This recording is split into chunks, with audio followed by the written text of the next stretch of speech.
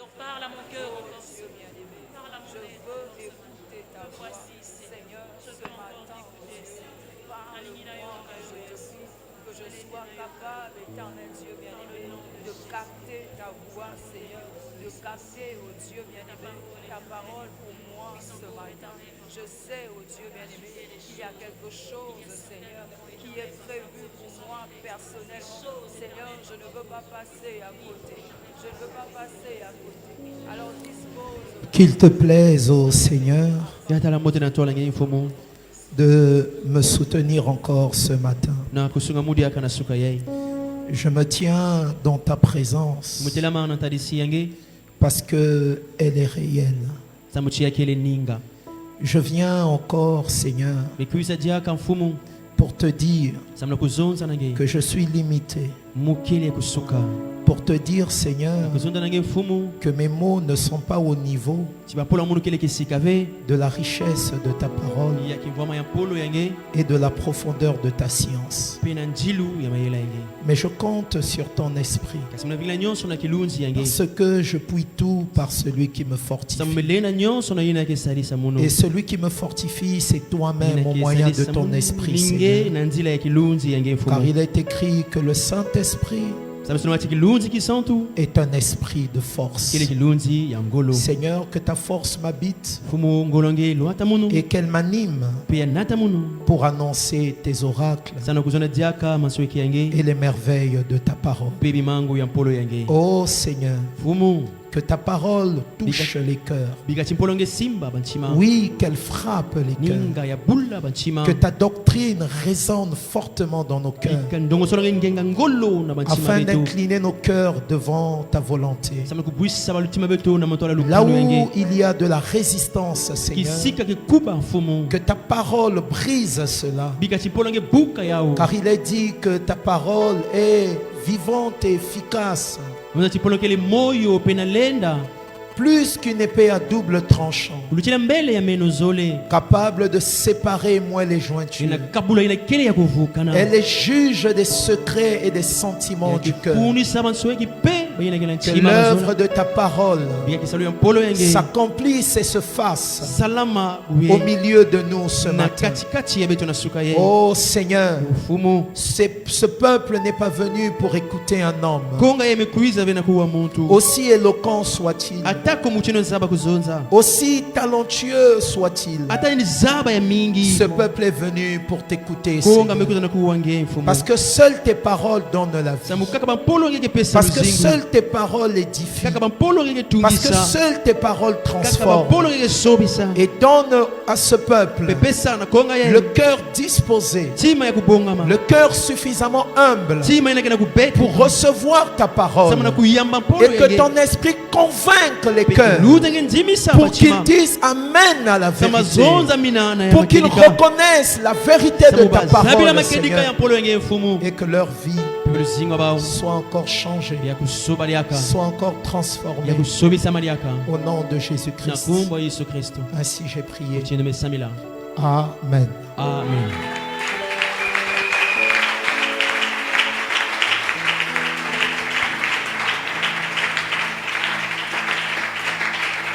Gloire soit rendue à Dieu. Kembo kutika na nzambi.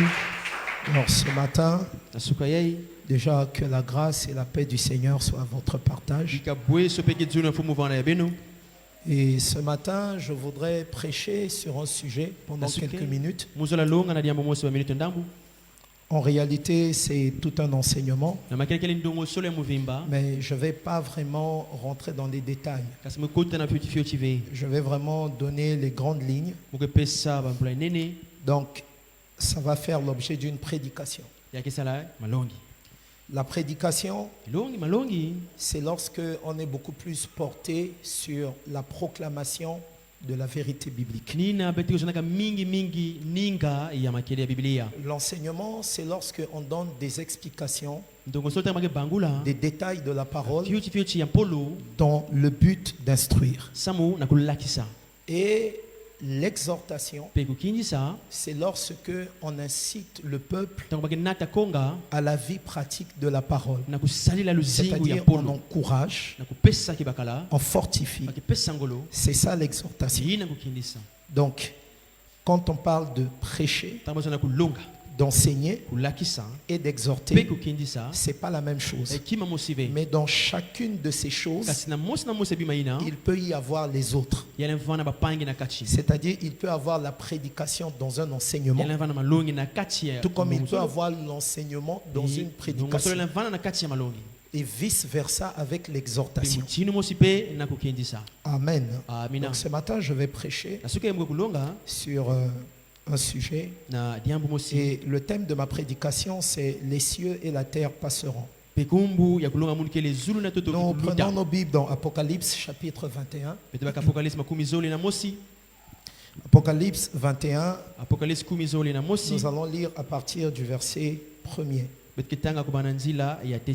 Apocalypse chapitre 21, verset 1er. La Bible dit, je lis au nom du Seigneur, « Puis je vis un nouveau ciel et une nouvelle terre. Car le premier ciel et la première terre avaient disparu. Et la mer n'était plus.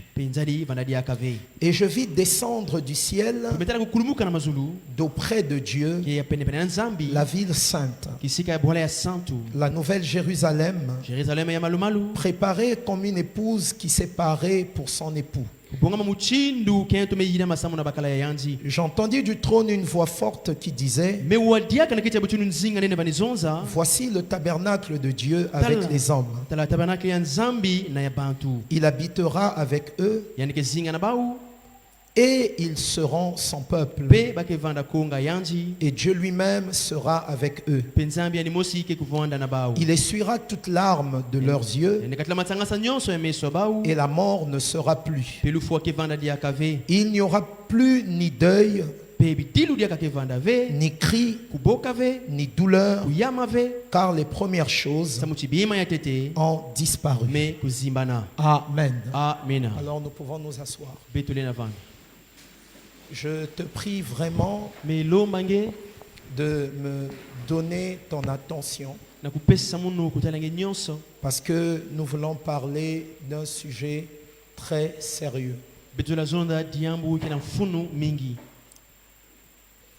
Le thème, comme je l'ai dit, c'est les cieux et la terre passeront. Mais combien ont-ils conscience que les cieux et la terre passeront? Que les païens n'en aient pas conscience, nous ne leur en tiendrons pas rigueur, ils sont ignorants. Mais que des enfants de Dieu, des gens qui prétendent suivre le Seigneur, n'aient pas conscience de cette réalité, c'est un crime de leur part. C'est un crime spirituel envers leurs propres âmes. J'ai même envie de dire que c'est un suicide spirituel. Nous sommes dans le livre d'Apocalypse. Et vous allez voir que nous sommes dans les derniers chapitres de l'Apocalypse. Or, le livre de l'Apocalypse, c'est le livre qui conclut la révélation de la parole de Dieu aux hommes. Parce que Bible veut simplement dire bibliothèque. Et on sait que dans une bibliothèque, il y a beaucoup de livres. Or, ce document que nous appelons la Bible est un ensemble de livres. Et ces livres-là ne sont que la révélation de la parole de Dieu mise par écrit. Ainsi, nous avons un commencement avec le livre de la Genèse, et puis nous avons la fin avec le livre de l'Apocalypse. Apocalypse signifie révélation. C'est ce que ça veut dire. Révélation. Donc dans l'Apocalypse, le Seigneur révèle des choses. Mais attention, les choses que le Seigneur révèle, c'est pour les saints. Parce que quand nous lisons l'introduction du livre, le frère Jean dit que le Seigneur envoie son ange afin de montrer à ses saints des choses qui doivent arriver. Or, lorsque Dieu dit à l'avance des choses qui doivent arriver, c'est la prophétie. Et ici, l'écriture que nous avons lue, c'est une écriture prophétique.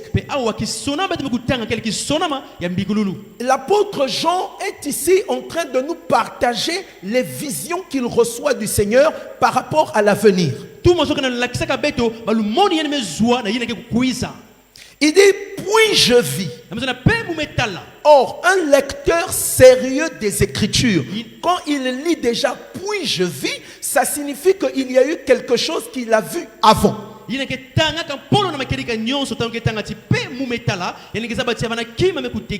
Donc, après ce qu'il a vu, il voit maintenant quelque chose arriver. Qu'est-ce qu'il voit arriver?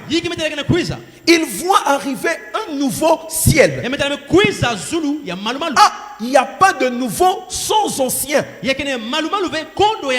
Ça va? Il dit, puis je vis un nouveau ciel et une nouvelle terre.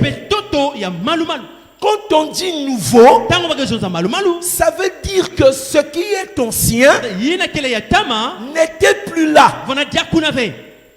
Donc il s'est passé quelque chose jusqu'à ce qu'on arrive au niveau où, au moment où, mon frère, si tu rates cette prédication, parce que ça, ce sont des rappels.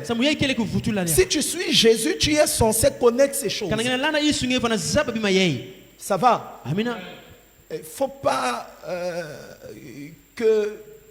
C'est-à-dire que cette parole t'aide au moins à quitter la malédiction de mépriser les choses de Dieu. C'est une malédiction de mépriser la parole du Seigneur. Donc, il voit que des nouveaux cieux et une nouvelle terre sont créés. Ça va? Et il dit, les premiers avait disparu. C'est pour ça que je donne le terme, les cieux et la terre passeront. Il dit encore, je vis descendre du ciel. Qu'est-ce qu'il voit descendre du ciel? Il dit, je vis descendre du ciel d'auprès de Dieu. Il y a vraiment beaucoup de détails, mais que le Seigneur nous fasse grâce de revenir sur ça. Il dit, je vis descendre d'auprès de Dieu la ville sainte. Donc il voit des nouveaux cieux, il voit une nouvelle terre, et au moment où il voit, la terre là est vide. Il n'y a rien dessus, ni habitation ni rien. Et il voit maintenant descendre une ville. Mais qui a construit cette ville?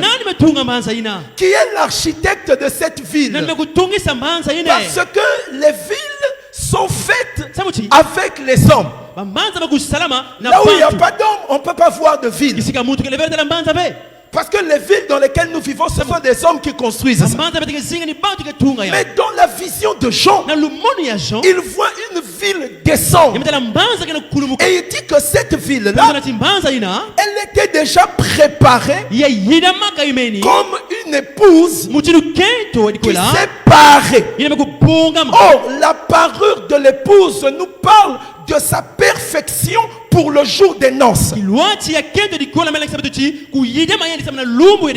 Une femme qui vient avec mocheté le jour de son mariage va étonner les invités. Et même son mari ne sera pas content. Parce que pour son mari, elle est en train de mépriser le mariage. Et l'apôtre Jean compare la perfection de la ville à la parure d'une femme qui est prête pour les noces. Et dit, la ville descendit. Et lorsque cette ville vient, le Seigneur présente la ville. Il dit que cette ville, c'est le tabernacle de Dieu avec les hommes. Or, n'oublions pas que le tabernacle, lorsqu'il fut construit, qu'est-ce qu'on avait remarqué? Dieu a demandé que le tabernacle soit construit dans la pensée d'habiter au milieu d'Israël. Donc, le tabernacle d'autrefois était la maison de Dieu au milieu de son peuple. Il y a une grande nuance. Le tabernacle n'était pas la maison de Dieu avec son peuple. Non, le tabernacle était la maison de Dieu au milieu de son peuple. Ça signifie que le seul à habiter cette maison, c'était Elohim lui-même. Et le sacrificateur devait entrer seulement pour faire le service. Mais concernant cette ville, la Bible dit qu'elle devient le tabernacle de Dieu avec son peuple. C'est-à-dire que ça devient un endroit où Dieu vit avec les hommes. Oh! Concernant le tabernacle, Dieu avait demandé que la souillure s'éloigne du tabernacle dans le désert. Ce n'était pas au hasard, frère. Dieu avait dit, puisque je vais habiter au milieu de vous, la souillure doit être loin de moi. Et ça veut dire quoi? Que le tabernacle était saint. Quelqu'un peut dire amen à ça? Le tabernacle était saint. Et la Bible dit que la ville là, que Jean voit descendre du ciel, c'était une ville sainte. Or, là où on parle d'une ville sainte, on parle de l'absence de la souillure. Donc Dieu, c'est comme s'il prépare un endroit dans lequel il vit avec son peuple. Ça va? Il ne sera pas comme ça physiquement, comme ça qu'on voit Dieu. Non. Quand il dit qu'il vivra avec nous, c'est-à-dire tout notre être sera uni à Dieu. Ça va? Que Dieu me fasse grâce de vous en parler en détail. Et la Bible dit quoi? Là-bas, il y aura d'abord la consolation. Parce que Dieu essuiera toute larme de nos yeux. 2. L'Écriture dit, il n'y aura ni mort, ni deuil, ni douleur, ni cri, car les premières choses auront disparu. Alors mes frères et sœurs, chaque religion au monde a un enseignement concernant le futur.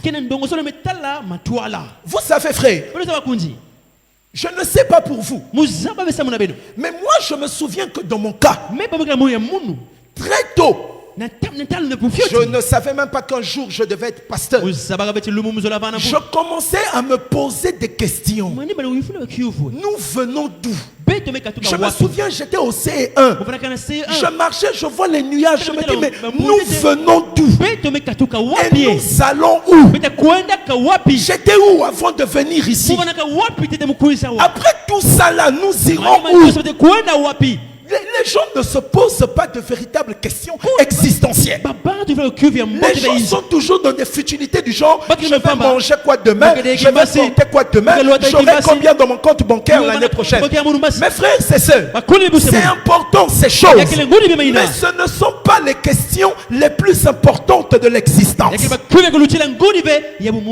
Chaque religion a plus ou moins de théories concernant le futur, concernant l'éternité. Il y en a qui parlent de réincarnation. C'est-à-dire que tu as vécu, tu meurs. Si tu as fait du mal, tu te réincarnes. Tu viens par exemple comme un arbre ou comme un animal. Vous trouverez ces choses dans le bouddhisme, l'hindouisme et les religions de ce genre. Mais la Bible ne sait pas sur l'avenir des choses. La Bible ne sait pas sur le futur des choses. Et l'enseignement des apôtres et des prophètes ne nous a pas caché ce que Dieu a prévu de faire pour le futur.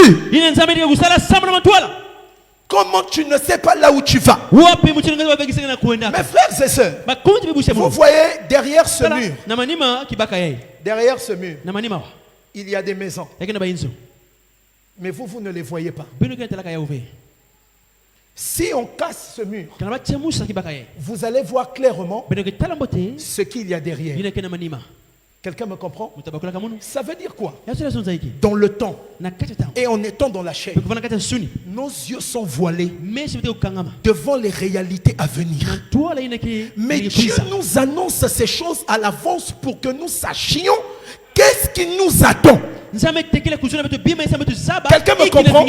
C'est-à-dire quoi? Le mur qui est ici n'enlève pas tout ce qu'il y a derrière. Et si on me dit qu'il y a une maison ici, ce n'est pas parce que je ne vois pas cette maison que je douterai. Parce que de toute façon, dès qu'on va casser ce mur, la maison sera visible à mes yeux.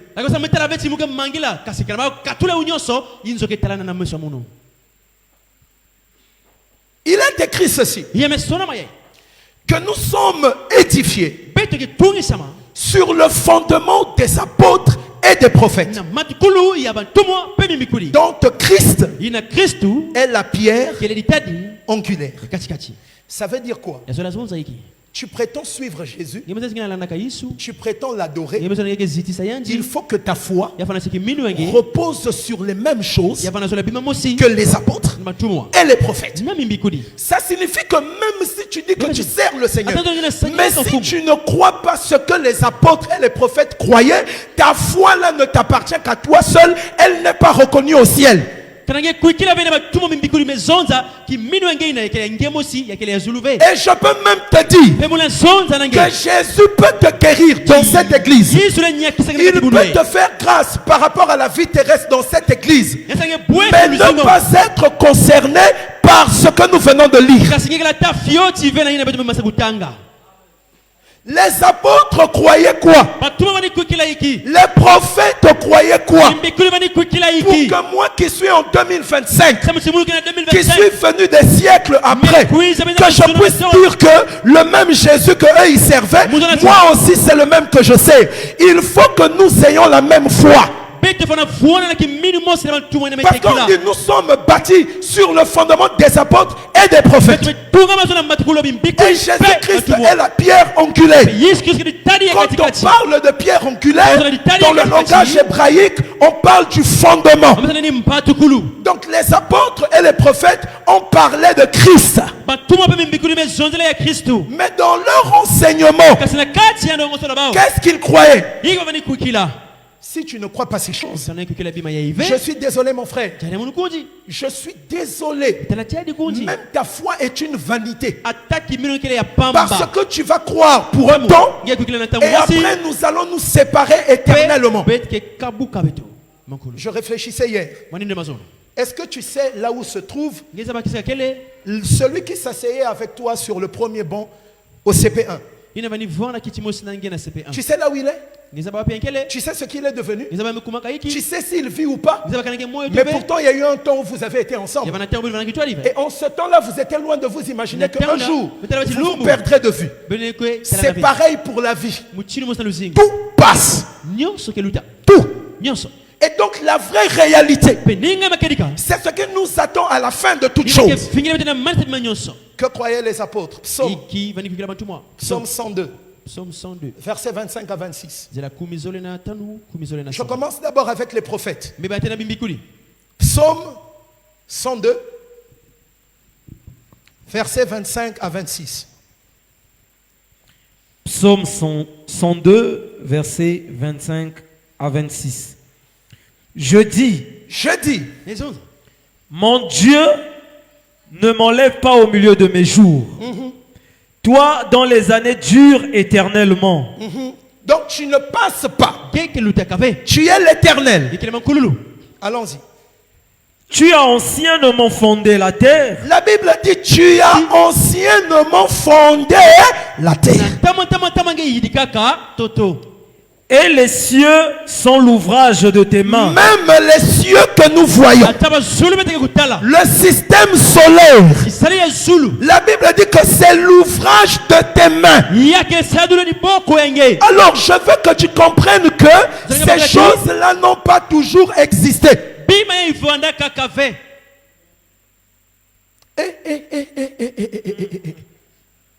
Ces choses, la terre que tu vois, à laquelle tu t'attaches, la terre que tu ne veux pas laisser, la terre qui remplit ton cœur, la terre que tu es en train de poursuivre comme un chasseur après un gibier, comme un pêcheur après un tilapia. Cette terre-là n'était pas toujours là. La terre a eu un commencement. La terre pour laquelle nous nous chamaillons. Problème de parcelle. Problème de titre foncier. Cette terre-là a un créateur. Et toi tu es venu trouver ça. Ça ne t'appartient pas. Tu es né sans ça. Tu viens trouver ça ici. Mais quelqu'un l'avait fait. Alors nous comprenons que il y a eu un temps où il n'y avait rien. Je veux que tu comprennes ça. Comme ça ne va plus te choquer quand on verra que la terre sera détruite. Avant que la terre ne soit créée. Je ne dirais pas comme les scientifiques qu'il y avait le néant. Non. Il n'y a pas de néant. Parce que rien ne naît de rien. Avant les cieux et la terre, il y avait le grand créateur, le Dieu véritable, le Seigneur Jésus-Christ, celui qui existe par lui-même. Lui, il était là. Mais la terre et le système actuel n'étaient pas là. Donc, ces choses que nous voyons, c'est lui qui les a créées. Il les a manifestées en dehors de lui. Ça va? Parce que si, comme certains disent, Dieu c'est la nature, ce sont des moutons spirituels, ils ne réfléchissent pas. Dieu n'est pas la nature. Parce que si Dieu était la nature, chaque fois qu'un élément de la nature est détruit, ça voudrait dire que Dieu est détruit. Non, Dieu c'est un arbre. Mais si on coupe l'arbre, c'est qu'on a coupé Dieu. Non, la nature n'est pas Dieu. Mais la nature nous enseigne sur ce que Dieu est. Voilà pourquoi on ne peut pas adorer une plante, un bois. C'est la malédiction. Il n'y avait que Dieu. L'histoire, la création commence avec Dieu. Donc pour que nous puissions avoir la terre actuelle, les cieux actuels, on est parti de Dieu. C'est Dieu le commencement de ces choses. Donc de Dieu nous avons eu ceci. Ah, si le monde, ou encore, je ne vais pas parler du monde. Si, sans Dieu, il n'y a pas eu de création, et Dieu était toujours Dieu, ça veut dire que même si les cieux et la terre actuelle étaient détruits, ça ne changera rien. Dieu sera toujours Dieu, ça ne posera aucun problème.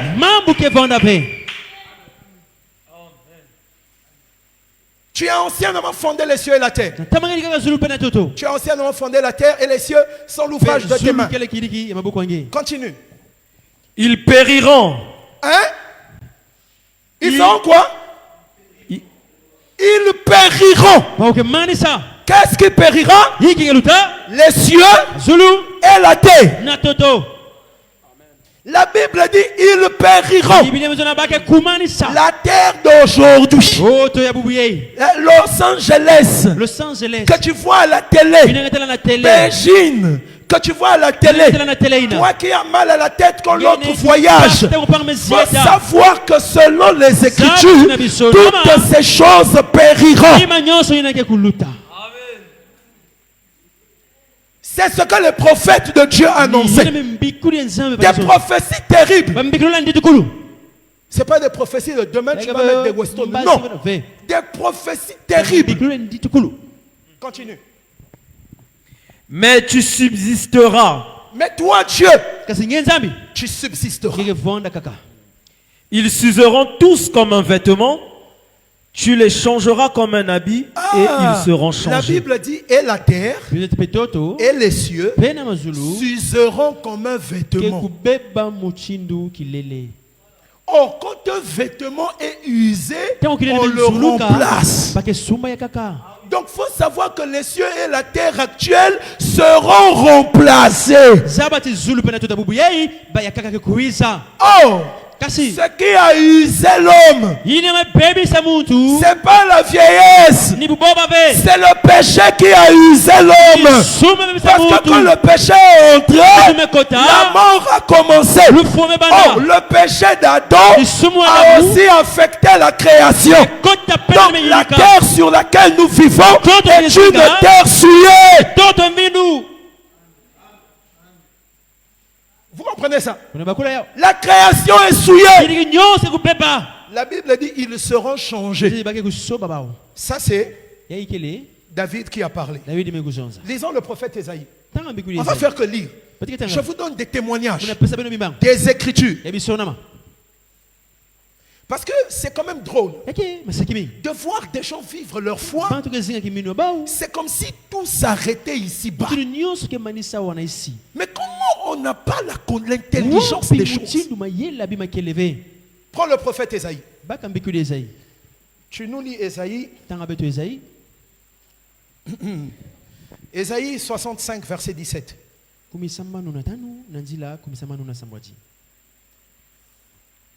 Ésaïe 65, verset 17. Car je vais créer de nouveaux cieux. Je vais créer de nouveaux cieux. Et une nouvelle terre. Et une nouvelle terre. Ah, dans ta Bible aussi c'est écrit comme ça. Non, peut-être que c'est seulement écrit comme ça dans ma Bible. Donc même si j'ai un terrain quelque part, avec le titre foncier que ça m'appartient, ça va disparaître. Voilà.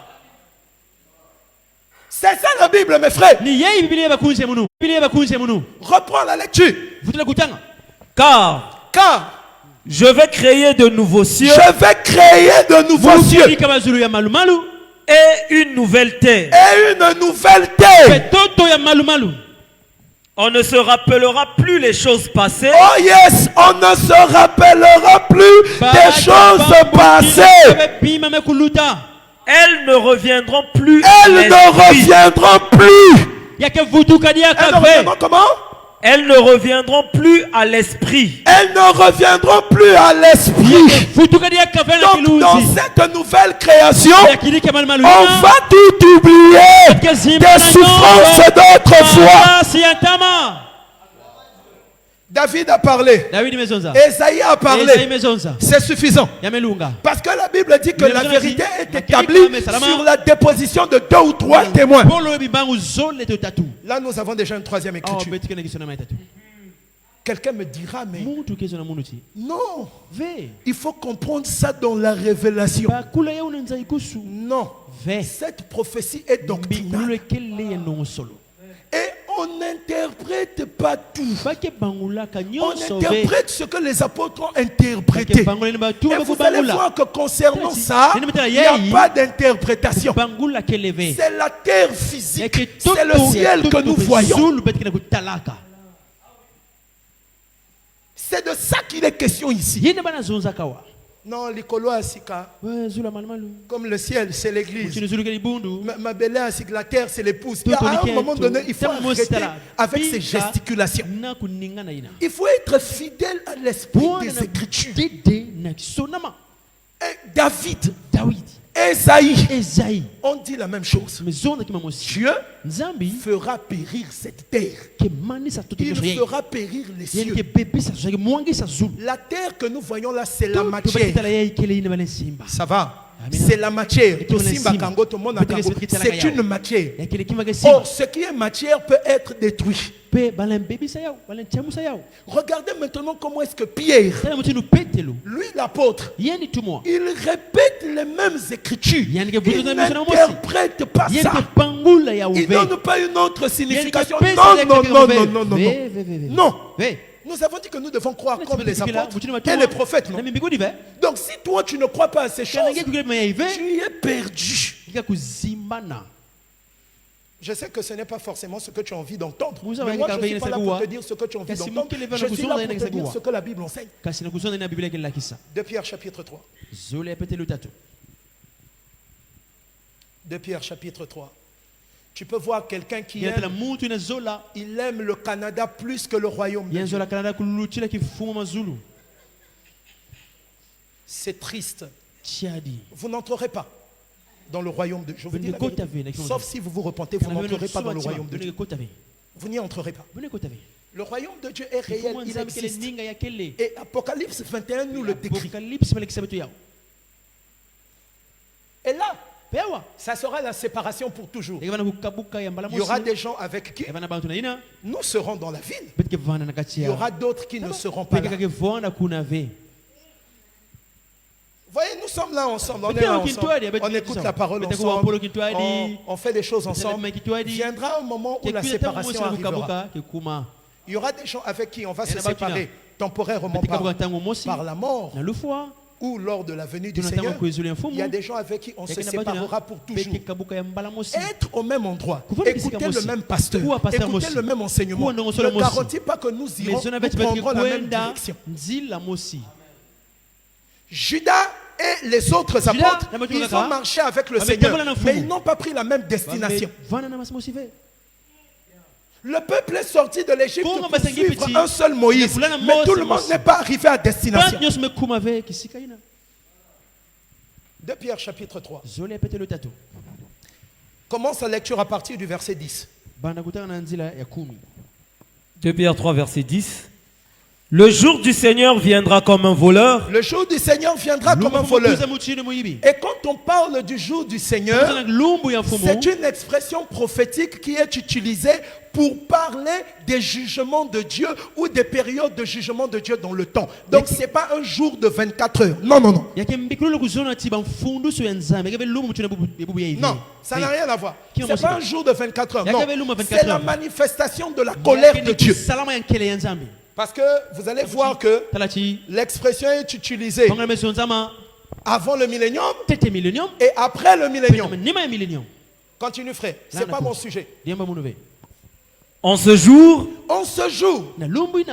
les cieux passeront avec fracas. Les cieux.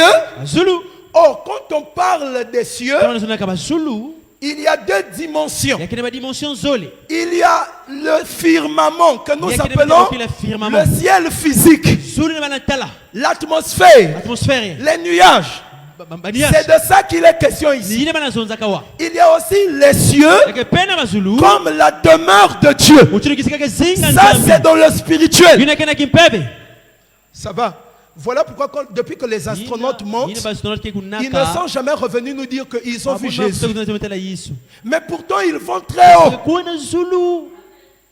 Ça va? Est-ce que vous êtes avec mon frère? Parce qu'eux ils s'arrêtent dans le visible. Quand on dit Jésus s'est élevé, c'est pas que hier soit Kangami quelque part là-bas. Non. Il est dans le spirituel. Quelqu'un me comprend? Ça va? Donc, les cieux là, avec le soleil, la lune, les étoiles. La Bible dit quoi?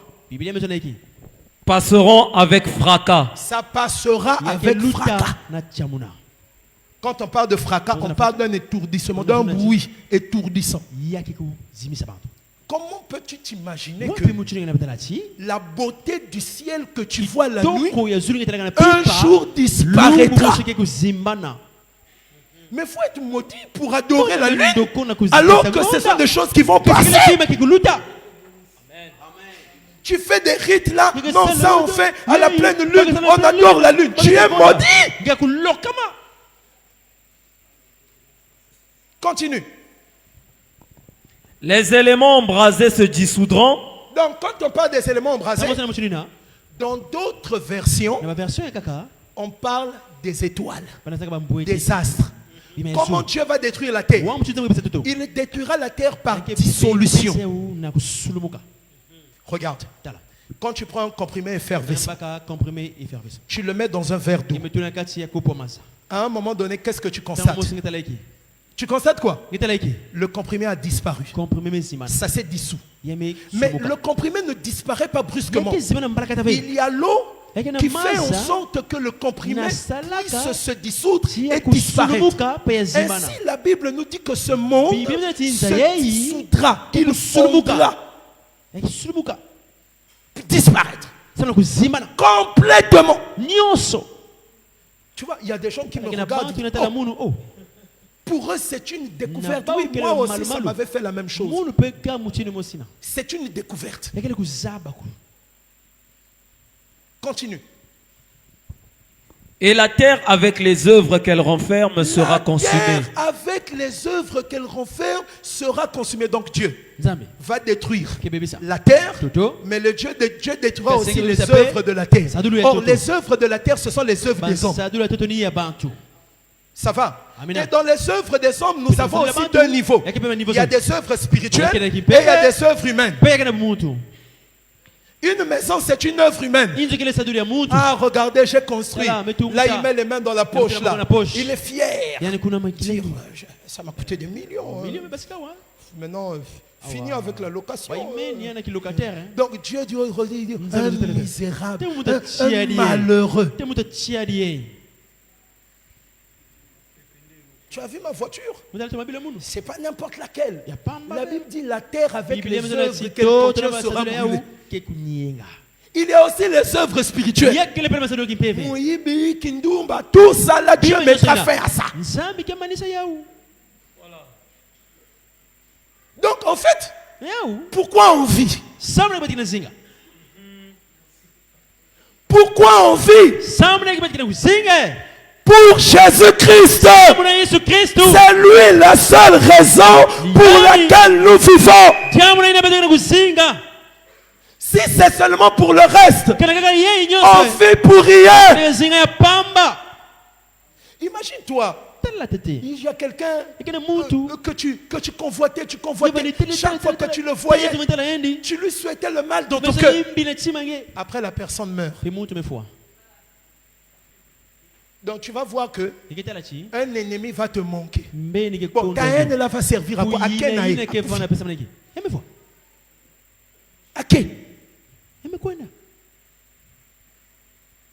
cette prédication est un rappel.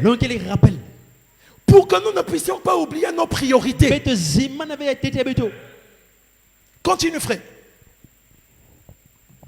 Puisque donc toutes ces choses doivent se dissoudre. Puisque toutes ces choses doivent. Quand on dit doit, Pierre confirme ici, Esaïe et David, il n'interprète pas. Il dit que la terre et le ciel là doivent se dissoudre. Dieu brûlera ça par le feu. Mais n'est-ce pas que Sodome et Gomorrhe ont été brûlés par le feu? Dieu, c'est un répétiteur. S'il a détruit Sodome et Gomorrhe par le feu, il est capable de détruire ce monde, le système actuel, par le feu. Quelqu'un me comprend? Hébreu nous dit, l'Éternel est un feu dévorant. Donc c'est lui-même qui a la formule. Moi, ne cherche pas à te poser la question comment la terre là va brûler. Parce que même quand on allume le feu, si le feu arrive sur la terre, le feu s'éteint. Qui t'a dit que le feu que Dieu va utiliser, c'est le feu de boxeur? Qui t'a dit ça? Puisque ces choses doivent disparaître. Qu'elles ne doivent pas être la sainteté de votre conduite. Il dit qu'elle ne doit pas être la sainteté de votre conduite. Alléluia. Est-ce que tu comprends comment Pierre écrit? Il dit puisque ces choses doivent disparaître.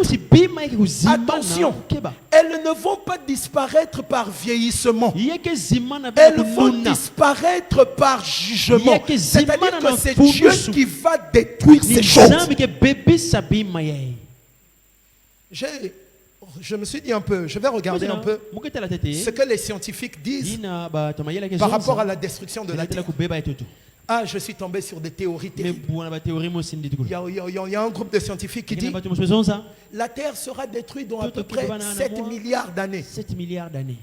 Qu'est-ce qu'on va remarquer? La chaleur du soleil va tellement augmenter et ça rendra la vie sur terre impossible. Et donc à partir de ce moment, il n'y aura plus de vie sur la terre. Je dis bon, vous ne dites pas ce que la Bible dit, mais vos études confirment au moins que la terre sera détruite un jour. Mais Dieu ne nous dit pas qu'on va attendre 7 milliards. Non, non, non. Apocalypse dit le temps est proche. Donc Dieu fera en son temps. Quelqu'un me comprend? La Bible dit maintenant, puisque vous savez que ces choses seront détruites, pourquoi votre conduite n'est pas sainte? Parce que vous savez que la terre et les cieux seront détruits. Normalement, ça devrait vous emmener à avoir une conduite sainte. Ah, je comprends que ceux qui n'ont pas une conduite sainte, ce sont des bafoueurs de ces choses. Ils bafouent ça. C'est une vérité qui ne leur dit rien du tout.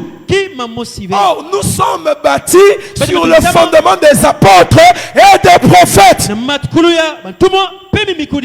Comment je vais entrer dans la même ville que Pierre pendant que moi je n'ai pas marché comme Pierre? Attention, avec ces choses, tout chemin ne mène pas à Rome.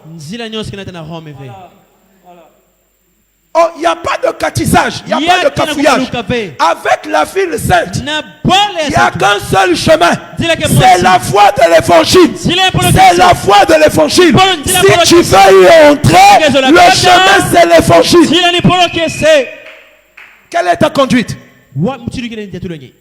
Quelle est ta conduite? Quelle ne doit pas être sainte votre conduite? Continue, frère. Votre conduite et votre piété. Et votre piété. Autrement dit, votre fidélité à Dieu. Tokoyemba. Okobala. Lipa koleka. Okobota. Bana bakoleka. Tu vas amasser de l'argent sur ton compte. Ça restera. Quelquefois, je fais même des projections. Je me dis, bon, s'il arrivait que je parte ici, comment les gens, c'est là, un tel, il pourra avoir telle réaction. Un tel, il n'apprécie pas beaucoup ma femme. Donc, avec celui-là, ça va être compliqué. Ça m'arrive, frère, Nazamoto, je sais que je suis de passage. Et ça n'attire pas l'esprit de mort. Depuis que je me suis converti, je pense à ça. Mais je me prépare. Je me prépare. Continue, frère. Tandis que vous attendez et hâtez l'avènement du jour de Dieu. Donc il dit vous devez avoir une bonne conduite et vous devez être fidèle à Dieu. Tandis que vous attendez la manifestation du jour de Dieu. C'est-à-dire en attendant cette période-là où la ville se manifestera, où nous habiterons avec Dieu pendant ce temps-là.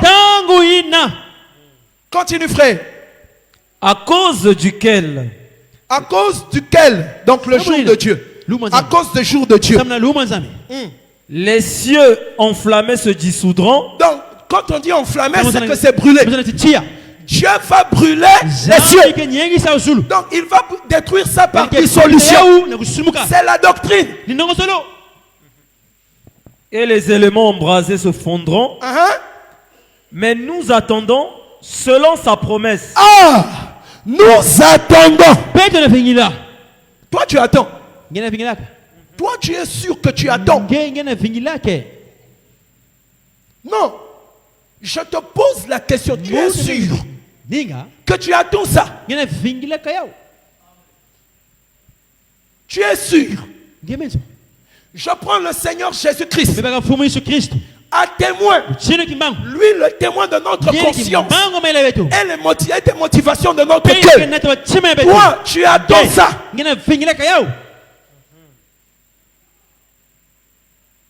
Si tu attendais vraiment ça, on allait le voir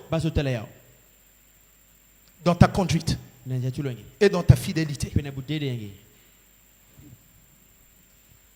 Il dit, nous attendons selon sa promesse.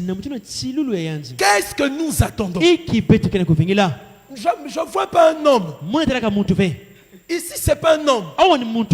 Parce qu'il y a des cœurs, quand je les regarde ce matin, pendant que je parle d'ici, je vois un frère avec des favoris, beau, clair, bon gabarit. C'est ce que beaucoup de cœurs des sœurs attendent.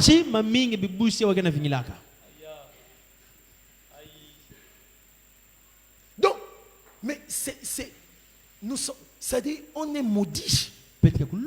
Si un grand Dieu, le Seigneur Jésus, un homme parfait, excellent, il est mort à la croix, ressuscité, il a promis venir nous chercher. Et nous, tout ce que nous attendons, ce sont des choses qui n'ont rien à voir avec le royaume de Dieu.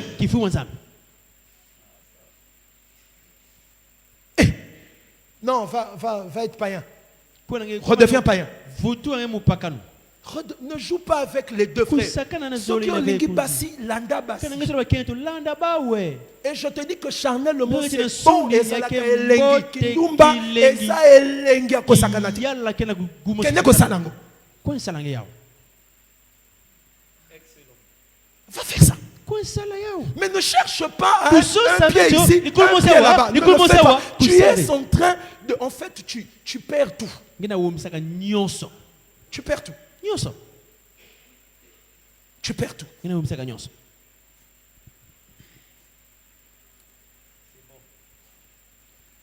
Continue.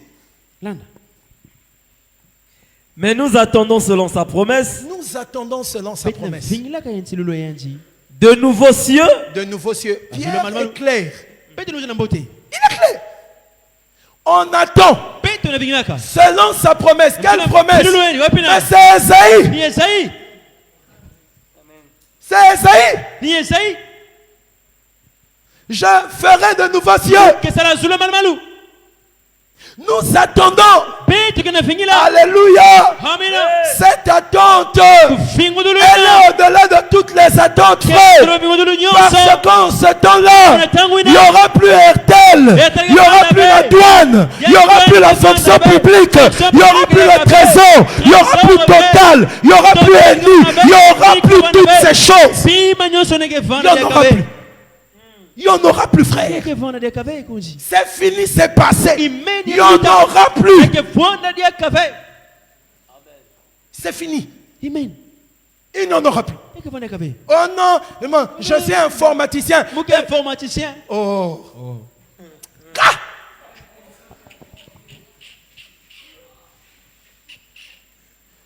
Ça sera fini, toutes ces choses. Oh non, j'allais venir au culte maintenant. C'est inutile. Wow. Tu sais, Dieu, il est comme ça. Dieu ne construit jamais sur du vieux. Jamais. Dieu détruit avant de faire quelque chose de nouveau. Voilà pourquoi, même toi, pour être un véritable enfant de Dieu, tu dois d'abord mourir. Mais tant que tu n'es pas mort, tu verras que cette vie païenne-là va toujours agir en toi. Parce que tu as triché avec la crucifixion de ta vie. Selon sa promesse, nous attendons de nouveaux cieux. Et quoi? Et une nouvelle terre. Et une nouvelle terre où la justice habitera. Où la justice habitera. Il n'y a aucun pays dans ce monde où la justice est parfaite. Il n'y en a pas. Il n'y en a pas, frère.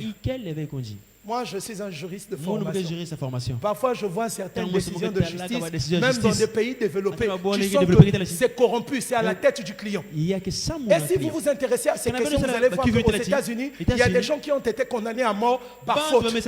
Après 50 ans d'emprisonnement, ils sortent. Oh non, c'était pas lui le coupable. Le coupable, c'était un tel. On lui donne quelques millions pour le consoler.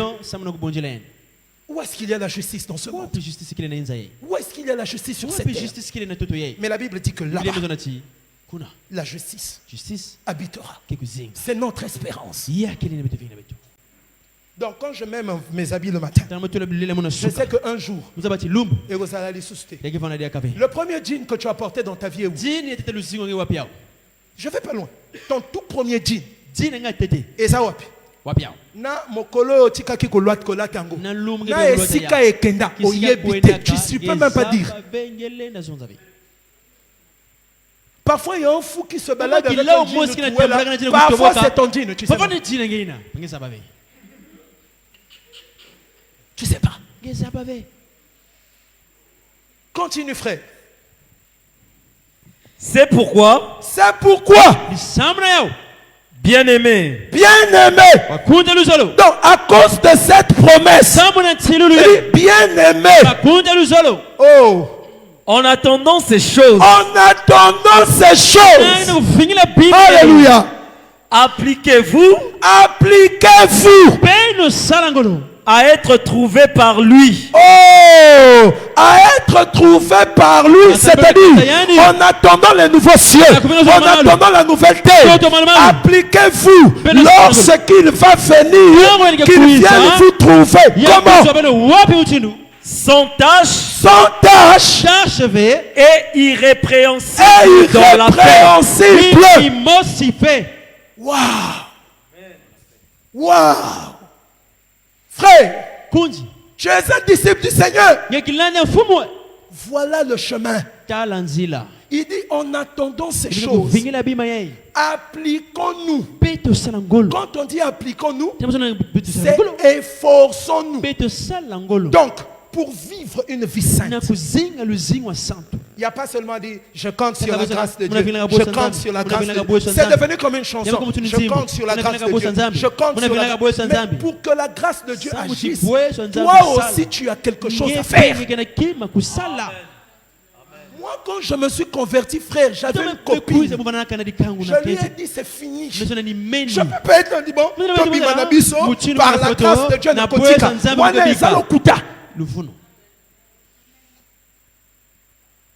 quels sont les efforts que tu fais?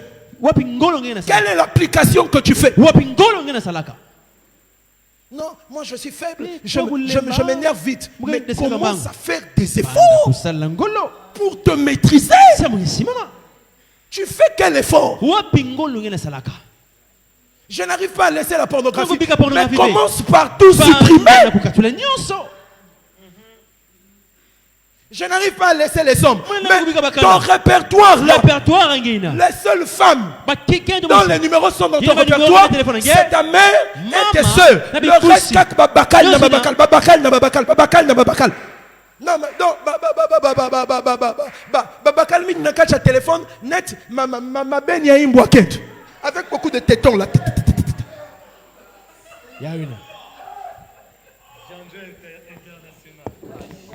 Eh non, je suis fait. Quels sont les efforts que tu fais? Tu fais quels efforts? Non frère, je dois vous parler avec vérité. Parce que c'est un sujet terrible. Tu fais quel effort? Il est question de la ville sainte. As-tu lu que cette ville est sainte? C'est pour les saints.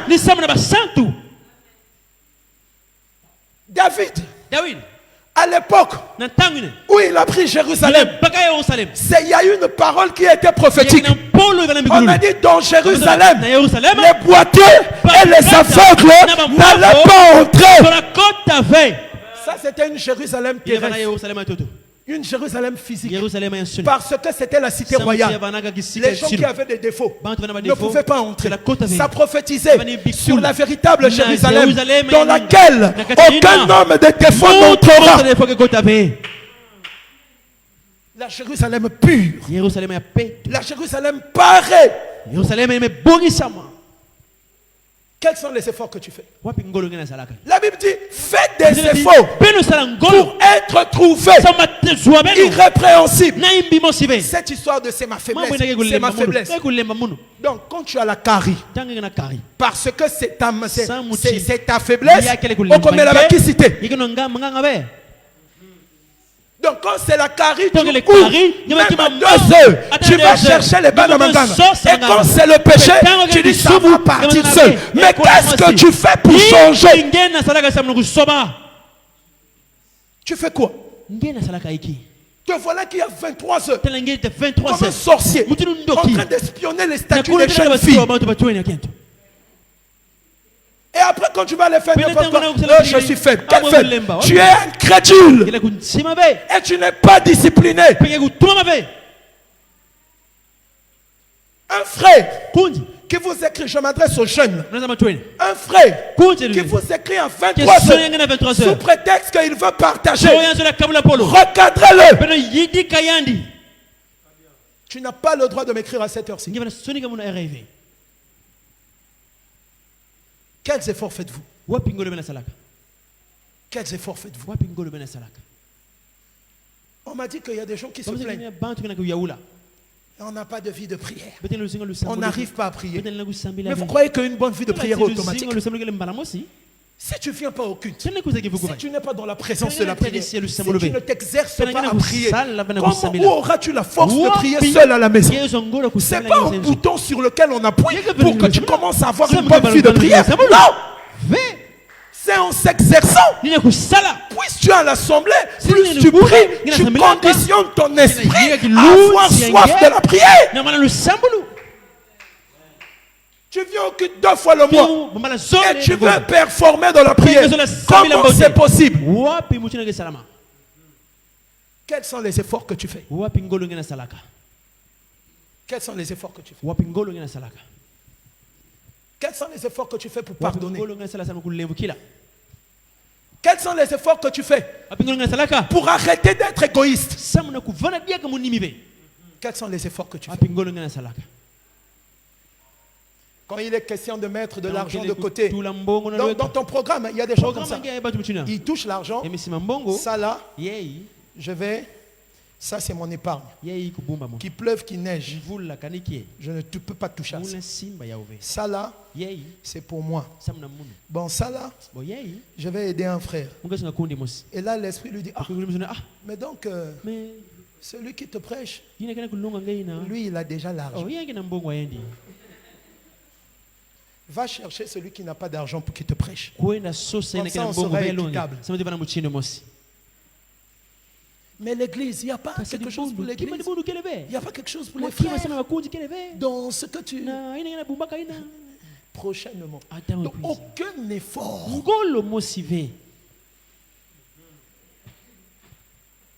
Tu fais quel effort? Frère, ce qui était, c'est ce qui sera. Regarde Lot. Lot était à Sodome. Là où il y avait l'immoralité. C'est-à-dire, à Sodome là. Quand je me suis toujours posé la question. Comment on fait pour que le corps d'un homme t'attire sexuellement? Je me demande comment on fait. Non, c'est le diable. Physiquement, Dieu ne nous a pas créés pareil. Voilà pourquoi même les comment on appelle ça? Ah, Seigneur, donne-moi le mot s'il te plaît.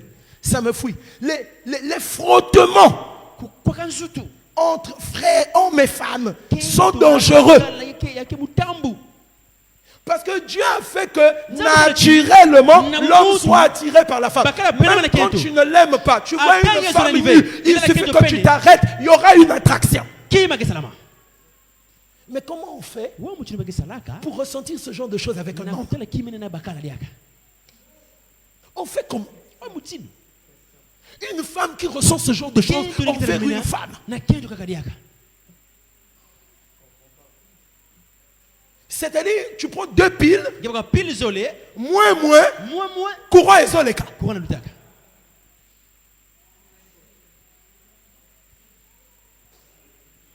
C'était une ville pourrie. Une ville sale.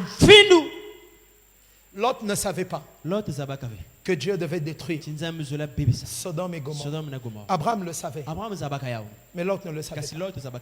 Toi, tu sais que Dieu détruira le monde. Tu le sais. Quelle est ta conduite? La Bible dit, Lot ne savait pas. Bon, là on peut balancer ça par rapport au fait que l'enlèvement soit un mystère. Et Dieu doit venir nous trouver faisant ce que nous devons faire pour que nous ne manquons pas. Lot était où? Il était à la porte. Il était à la porte. Donc, il entrait seulement pour aller dormir. Quand le jour se levait, il partait rester à la porte. Qu'est-ce qu'il faisait à la porte? Il ne perdait pas le temps. Il était en train de s'affliger. Son cœur avait mal de voir la saleté qu'il y avait dans Sodome. Il était dans cet état. La Bible dit il tourmentait son cœur de voir les habitudes des habitants de Sodome. C'était quoi? La séparation. Il se tenait loin de toutes ces choses, de l'immoralité de son temps, de la perversion de son temps. Il n'avait rien à faire avec ces choses. Il n'avait rien à faire avec ses œuvres. Il était à la porte, comme s'il s'attendait à sortir. Parce que la porte, c'est non seulement pour entrer, c'est aussi pour sortir. Donc il était proche de la sortie. Qui est proche de la sortie? Castel, c'est toi. Il y a même des gens. Il vit avec la fille d'autrui. Il ne l'a pas épousée. Il vit des moments difficiles. Mais il a encore des copines. Ça, c'est pas la malédiction.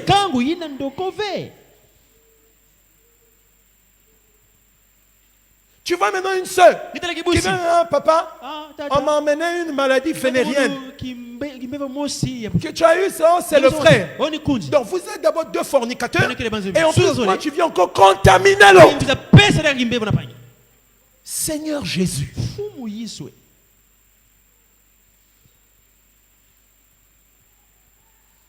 L'autre était à la porte. Séparé. Ça veut dire quoi? Par rapport aux habitants de Sodome, sa conduite était sainte. Et il était pieux. Il craignait Dieu. Craignait Dieu. Il craignait Dieu. Mon frère, comment tu marches? Comment on fasse de telles promesses? La prière, la foi ne te dit rien.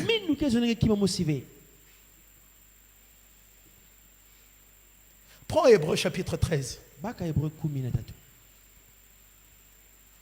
Lot, notre frère, le seul avec ses filles à avoir échappé à la destruction de Sodome.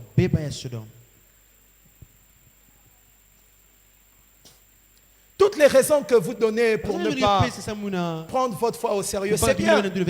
C'est une bonne chose. Mais laquelle de ces raisons subsistera quand Dieu va détruire? Laquelle de ces raisons? Laquelle? Aucune. Hébreux 13. Verset, j'ai dit 14. Il n'y a pas de 14? Verset 14. Si, il y en a. Hébreux 13. Verset 14. Écoute ce qui est dit. Oh Seigneur. Car nous n'avons point ici-bas de cité permanente. Alléluia. Nous n'avons point ici-bas de cité. Or la cité, c'est aussi la ville. La Bible dit, nous n'avons point ici-bas de cité permanente. Attention, attention. On ne dit pas que nous n'avons point de cité. Nous avons quand même une cité, mais elle n'est pas permanente. Je ne sais pas si vous comprenez avec moi. Nous n'avons pas ici-bas de cité permanente. Oui. Mais nous cherchons. Oh, quelqu'un qui cherche à Zalaka et Sikamoko. Quelqu'un qui cherche est passif. Quelqu'un qui cherche à les bras croisés. Quelqu'un qui cherche, il marche. Il se déplace. Il fouille, il cherche.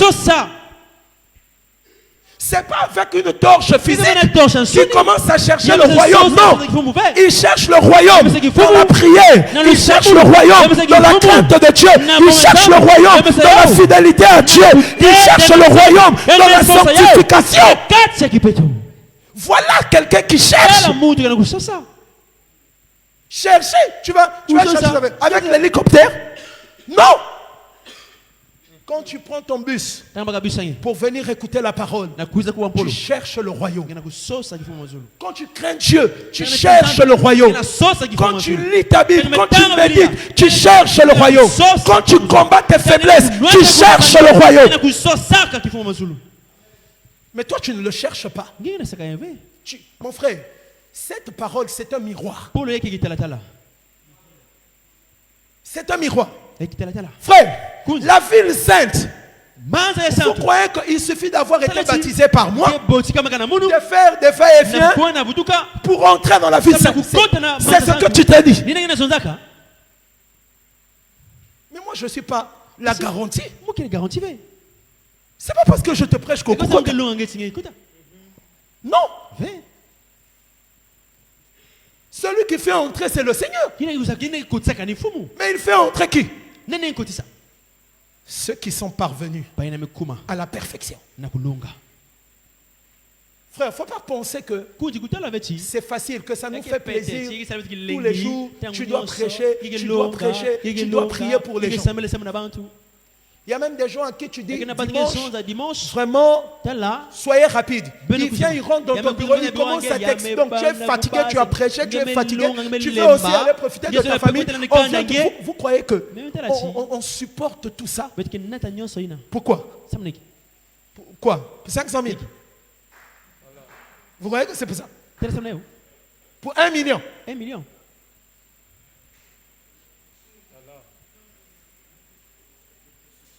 Wapia. Et même si on avait, vraiment, vous êtes sûr? C'est pas pour ça. C'est parce que nous avons notre regard. Nous avons notre regard vers la cité. Nous cherchons. Comment tu cherches? Tu entends quelqu'un dire, il dit, Jésus a dit, cherchez premièrement le royaume et le reste vous sera donné. Nous avons déjà trouvé le royaume. On a trouvé le royaume. J'ai maintenant une église. Je suis maintenant serviteur. J'ai trouvé le royaume. Dans tout ce qui reste là, les voitures, l'argent. Tu es sûr que tu as trouvé le royaume? Tu es sûr que tu l'as trouvé? Nous cherchons celle qui est à venir. Celle qui est à venir, c'est la ville sainte. C'est le royaume de Dieu. Nous cherchons. Nous cherchons. Il dit en attendant, faites des efforts pour être irrépréhensible, pour être sans tâche. Avoir des faiblesses n'est pas le problème. Le problème, c'est de se complaire dans ses faiblesses. C'est pas une qualité. Quand tu parles beaucoup, ce n'est pas une qualité. C'est une faiblesse, mais ce n'est pas une qualité. Il faut combattre ça.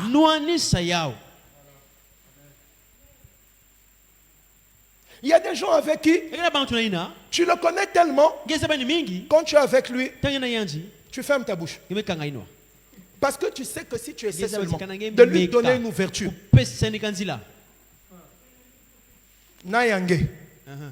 donc devant toi, il ne parle pas de toi. Il parle des autres. Mais figure-toi que quand tu vas partir, il va maintenant parler de toi aux autres qu'il venait de critiquer en ta présence. Un vrai hypocrite. Et quand tu dis, c'est pas bien, il faut changer, c'est ma faiblesse. Moi, je suis seulement comme ça. Au coco tâté.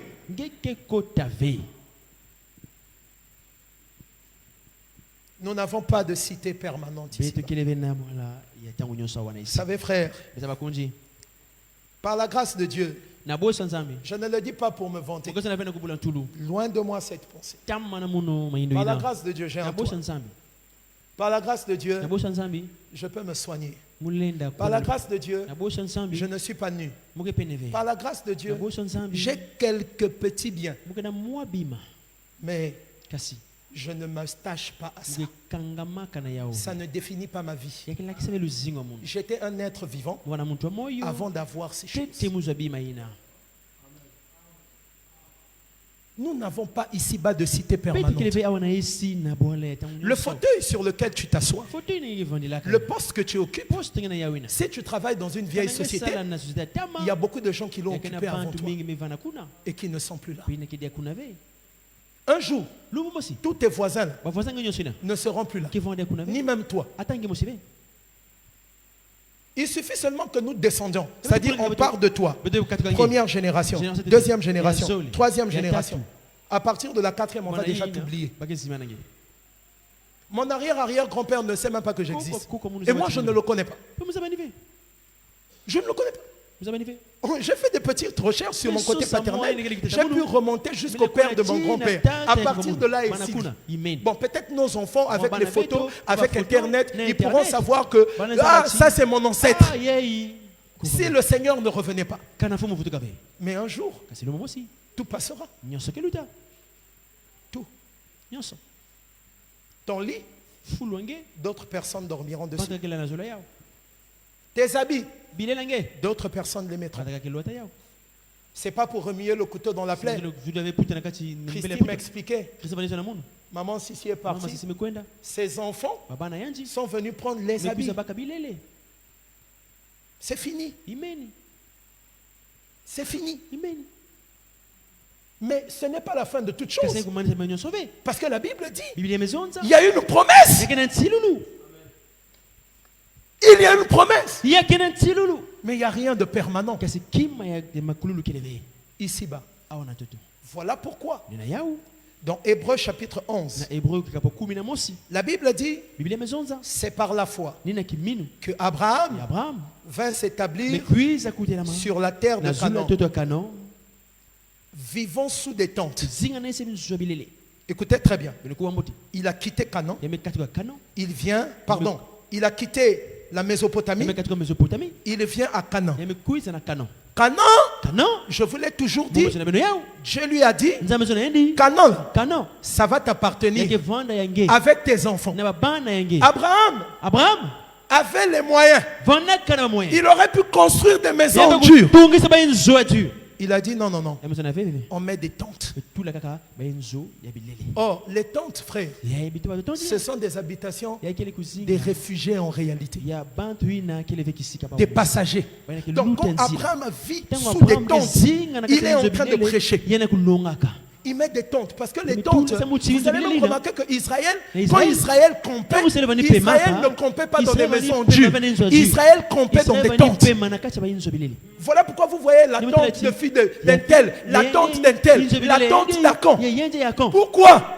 Parce qu'ils savaient qu'à n'importe quel moment, on prit bagage et on avance. Et c'est ce que Abraham enseigne. Il est béni, il a la richesse. Qui est plus riche qu'Abraham? Ton petit travail là, même si tu gagnes 5 millions, c'est quoi? Tu as résisté qu'avec ça? Bon, aux années 5 millions, tes 5 millions là, tu as fait laisser le péché. Je suis chargé, je suis chargé, je suis chargé, je suis... Oui, oui. Chargé de l'égarement.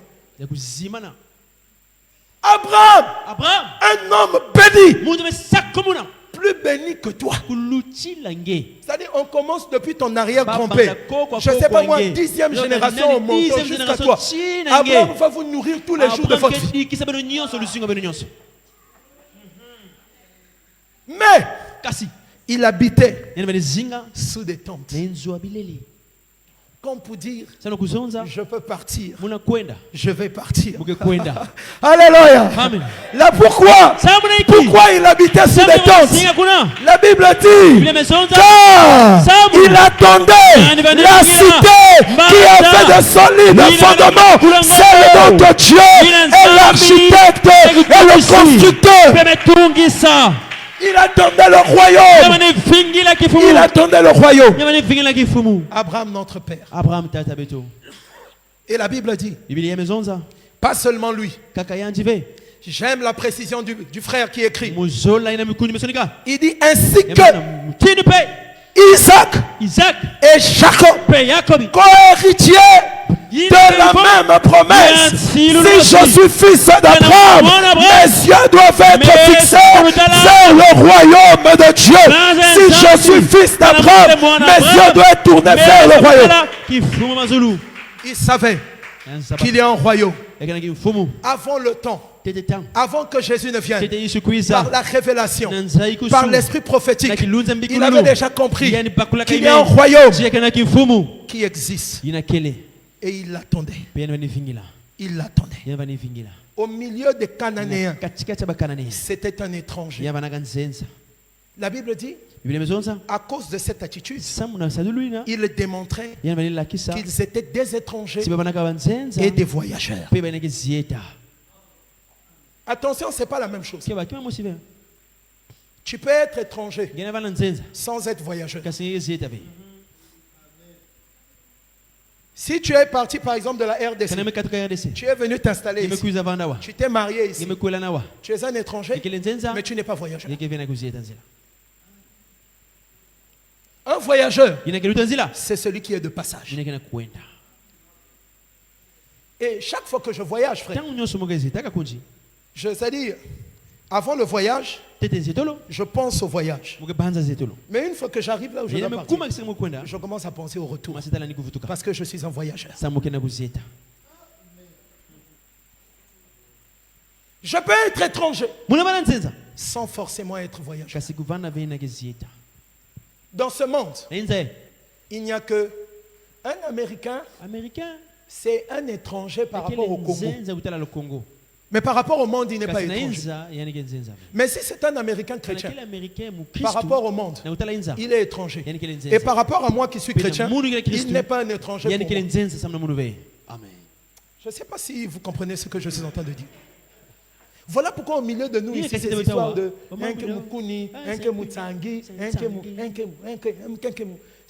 ici, ça n'entre pas. Oh, frère Amoulari, tu vois, tu es encore païenne. Tu es encore païenne, remplie de tribalistes. Tu vois quelqu'un qui va te dire, apôtre Kevanda Wandinga, ça va te donner quoi? C'est parce que vous n'avez pas encore compris ce que c'est que le royaume de Dieu. Un étranger signifie qu'il n'appartient pas, que son origine n'est pas de l'endroit où il se trouve. Un étranger a ses habitudes. Un étranger a sa pratique. Vous comprenez, frère? J'étais quelque part avec ma famille. À un moment donné, je lui ai dit, pardon, il faut qu'on prépare la pâte d'arachide. Pourquoi? Je suis un étranger. Elle est partie au supermarché, elle a pris la pâte d'arachide industrielle. Elle a essayé de bricoler sa frère. Tu sens que Esaïe a sauté, Yambokate, frère. Je suis un étranger. J'ai mes goûts. J'ai mes goûts.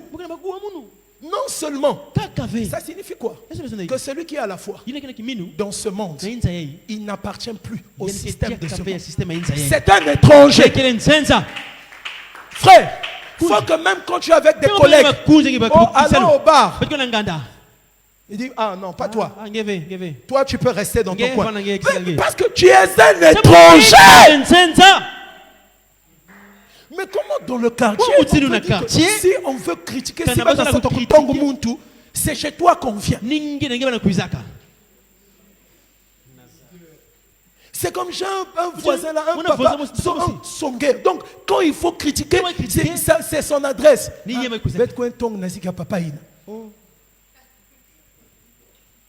Tu n'es pas étranger. Nous sommes des étrangers.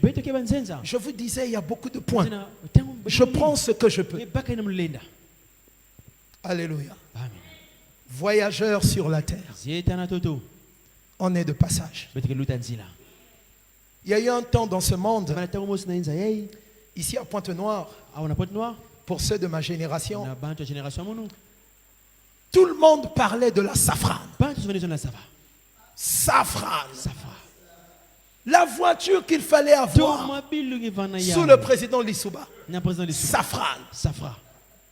Et après, la Laguna est sortie. Le frère d'Eti se retrouve. Et quand quelqu'un avait une Laguna, étant enfant, n'ayant pas le Seigneur, ça nous faisait des complexes. Renault Laguna. Et quand tu vois, tu mets la télé, tu vois la pub, Renault Laguna. Et tu sors de ta maison, tu vois qu'il y a une Laguna dans le quartier. Mais aujourd'hui,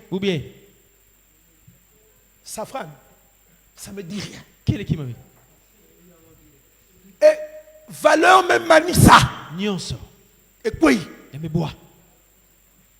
À un moment donné, c'était maintenant 406. 406 Peugeot.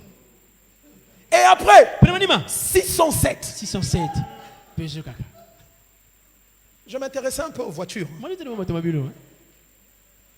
Il y a eu une période, la 600. Mercedes 600.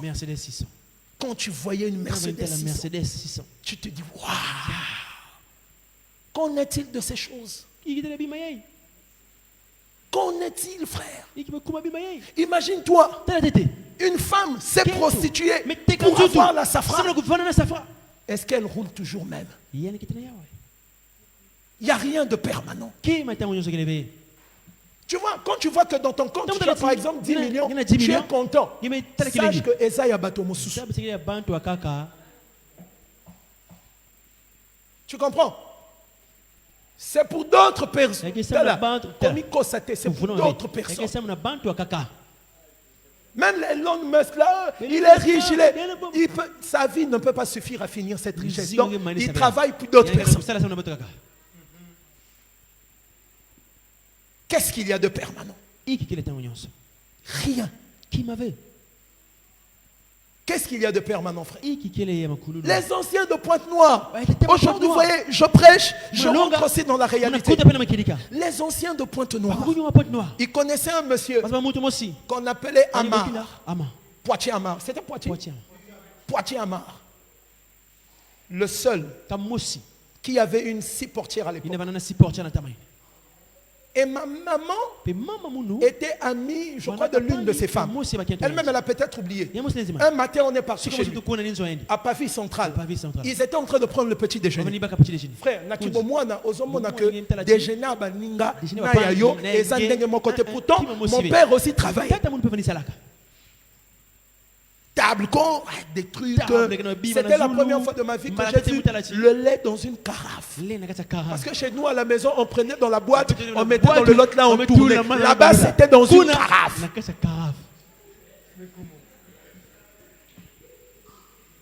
Eh, frère, tu vois ces enfants? Les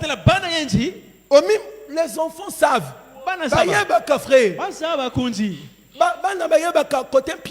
Les enfants ils le savent. Je dis,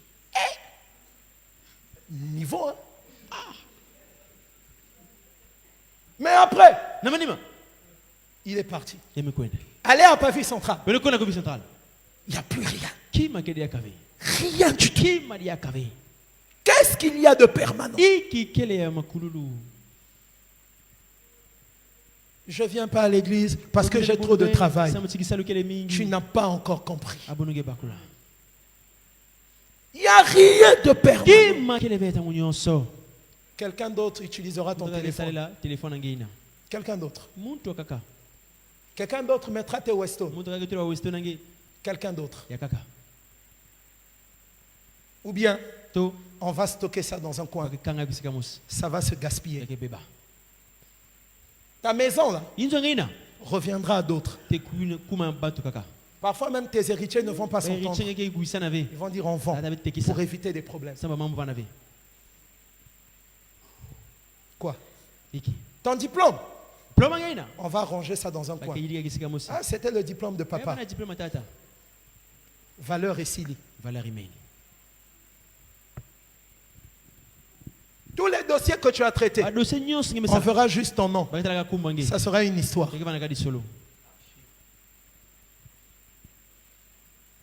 Mais la Bible dit, là-bas,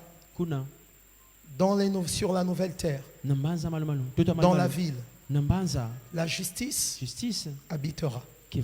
Quand on parle de la justice, on parle de la droiture. Là-bas, il n'y aura pas de péché. Il n'y aura pas de souffrance. Il n'y aura pas de cri. Il n'y aura pas de deuil. Parce qu'avant que Jean ne puisse dire puis je vis, avant Dieu a déjà réglé le problème de tous les pécheurs et même de la mort. Vous comprenez ça? Même de la mort. Parce que la Bible dit, la mort est le séjour des morts fut jeté dans les temps de feu.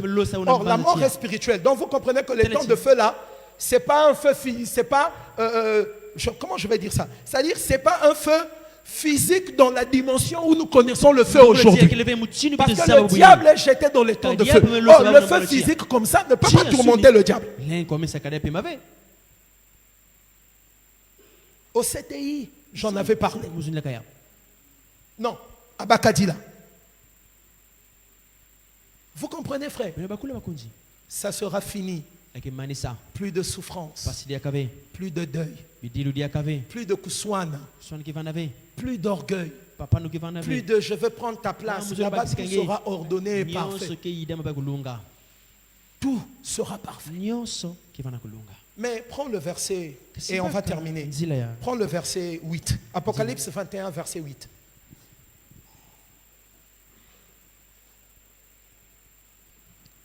C'est devenu seulement Jésus, il va t'élever. Jésus va te donner ceci. Jésus va te donner cela. Ah. Donc Yeswango, c'est tout ce qu'il sait. C'est-à-dire son œuvre se limite à ça. Bon, ce qui est au Bali, après Nini. Après au Bana, bon, au Suibana, après Nini. Enfants. Et ensuite au Natonga, au Tongi, après Nini. Construit. Ensuite oh, mais non, maman, c'est quoi? J'ai vieilli, je vais mourir. Prends le verset 8. Apocalypse 21, verset 8. Mais pour les lâches, les incrédules. Un lâche, c'est celui qui ne va pas, c'est-à-dire qui n'accepte pas d'affronter le danger. Celui qui se détourne du chemin. C'est ça un lâche. Et ceux qui se suicident, ce sont les lâches. Il n'y a personne qui s'est suicidé n'entrera dans le royaume de Dieu. Personne. Aucun suicidé n'entrera dans le royaume. Continue. Les lâches. Les incrédules. Les incrédules. Tu vois, je suis en train de prêcher ce matin. Depuis qu'on en parle. Moi, je n'ai pas besoin de te donner de garantie. Une fois que le Seigneur a dit ça, c'est la vérité. Bats-toi avec la vérité, frère. Les incrédules. Les abominables. Les abominables. Vous savez c'est quoi l'abomination? L'abomination, c'est tout désordre qui renverse l'ordre établi. Je prends un exemple. Toi, une soeur, supportez mon langage. Tu prends ton derrière, tu donnes un nom. C'est une abomination. Même s'il t'a épousé, c'est une abomination. Parce que cette voie-là n'est pas faite pour ça.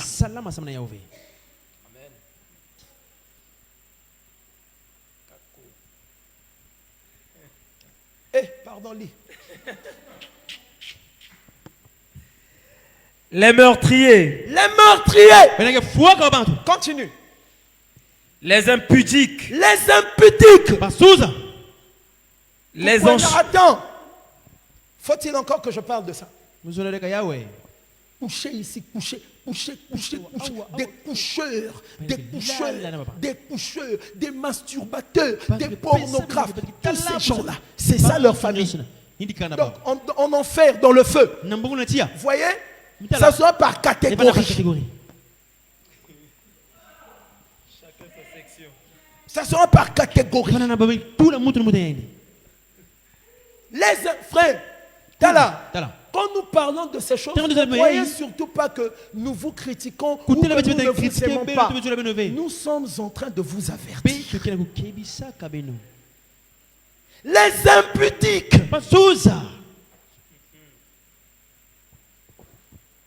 Les enchanteurs.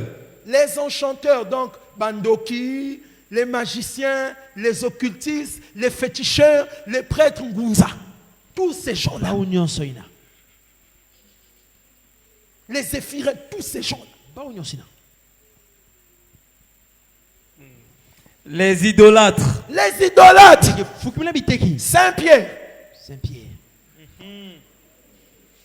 Et tous ceux qui ont des photos de leurs prophètes dans leur maison, qui vénèrent leurs prophètes. Les branhamistes ici.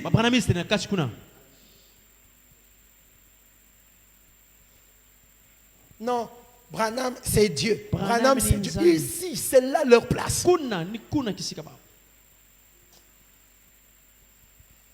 Continue, frère. Et tous les menteurs. Hein? Relis. Ozo seka. Mon kolowana. Place à ce que van faire. La Bible dit et tous les menteurs. Voilà pourquoi, quand il t'arrive de mentir, il faut monter ma esalayo passi, que tu fasses des efforts. Aucun mensonge n'entrera au ciel. Le royaume ici. Aucun mensonge. Ça, c'est la doctrine, frère. Il dit non. Si tu le crois, le pourquoi. Non, ça, c'est la doctrine. Continue. Leur part sera dans les temps ardents de feu et de soufre. Et leur part n'est pas dans la file. Oh, totambolin, c'est là mon côté.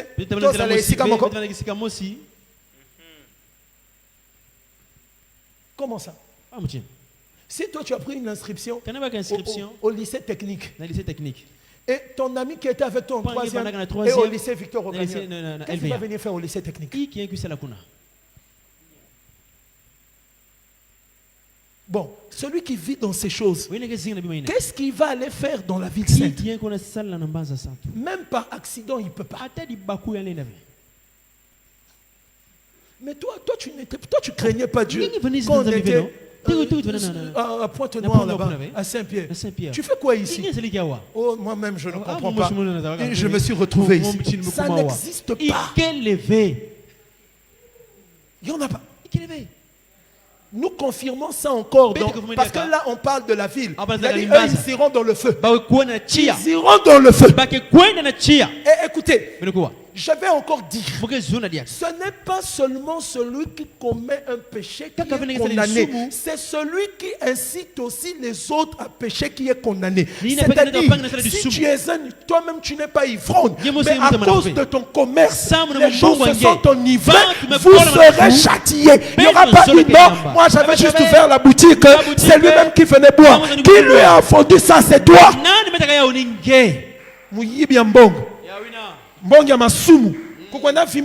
Tu n'as pas ta place. C'est pas le salut par les œuvres, non. C'est le salut par grâce. Sauf que la grâce nous enseigne à renoncer au mal. 1 Corinthiens 6. On prend ça et on s'arrête. 1 Corinthiens 6. L'Écriture répète. Verset 9 à 10. 1 Corinthiens 6, verset 9 à 10. Ne savez-vous pas que les injustes... On va lire ça tous ensemble. 1, 2, 3, c'est parti.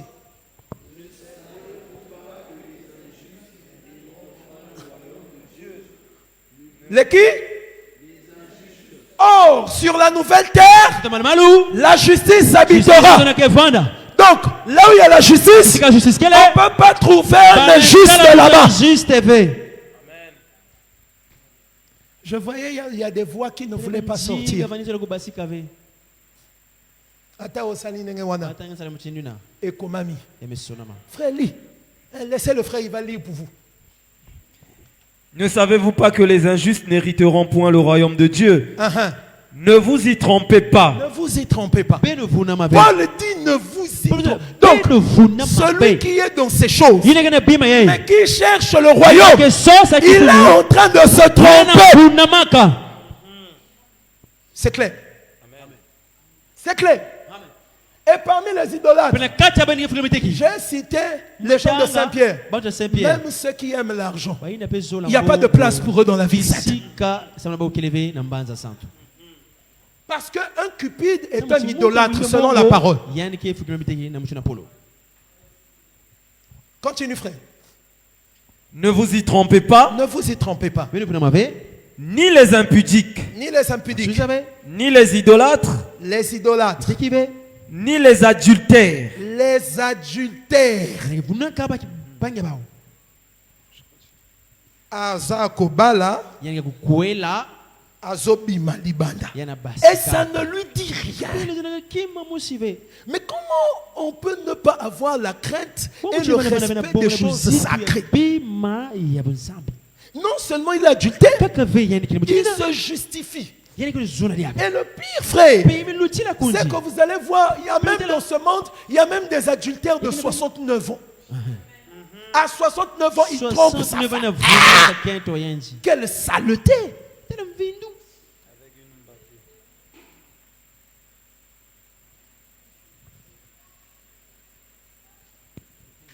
Toi, tu n'as pas été victime d'adultère. Quand ta copine t'a trompé, ce n'est pas l'adultère. C'est pas l'adultère. Donc toi, pendant que je parle là, tu penses à ton ex qu'elle ne va pas rentrer. Non, ce n'est pas l'adultère. D'ailleurs, vous êtes deux anciens impudiques.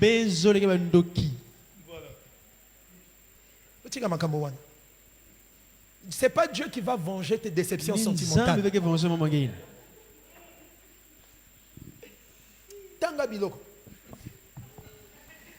Ni les efféminés. Ni quoi? Vous voyez que non, la Bible c'est vraiment la parole. La parole a réglé ce problème. C'est pas seulement les homosexuels. Un efféminé n'est pas forcément un homosexuel. Un efféminé, vous voyez ça, libanda. Nganda. Un homme qui est commandé par sa femme, c'est un efféminé. Un homme à qui on fait laver les assiettes, qu'on commande, qu'on téléguise, c'est un efféminé. Il a trahi la race des hommes. Voilà.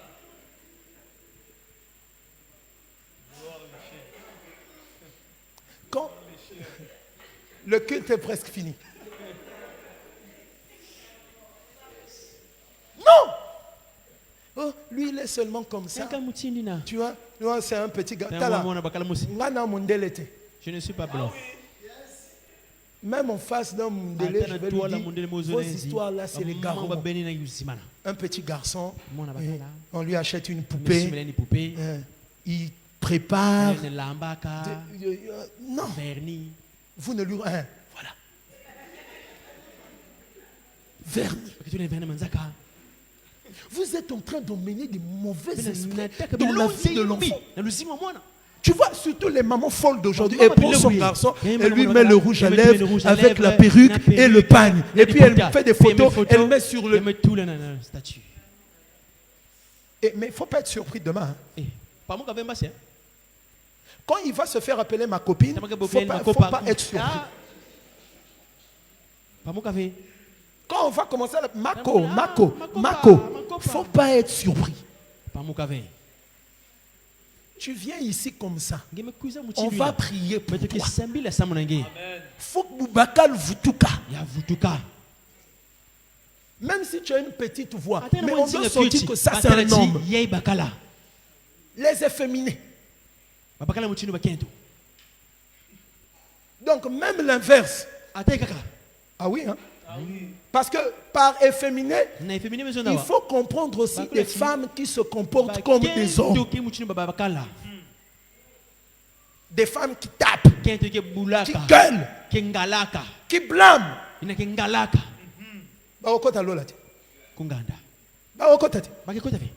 Des femmes engambées.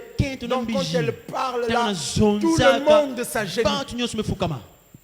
Le mari, le premier, vous n'entrerez pas. Même si Dieu t'élève comme il avait élevé, comment on appelle, Déborah en Israël comme juge, même si Dieu t'élève, ça n'a rien à voir avec le fait que tu es une femme. Tu dois respecter. Tu dois occuper ta position de femme. Voilà pourquoi les hommes aussi, il ne faut pas laisser. Attends, Piaka, ne laisse pas ta femme te nourrir.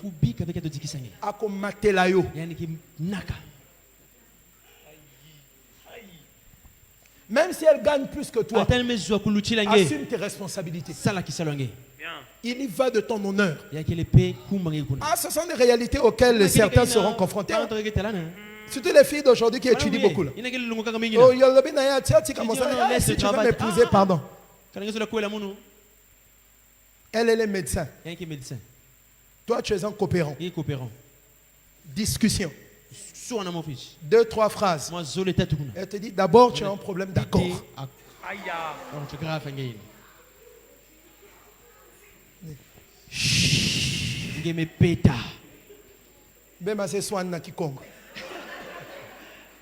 Pour éviter les problèmes.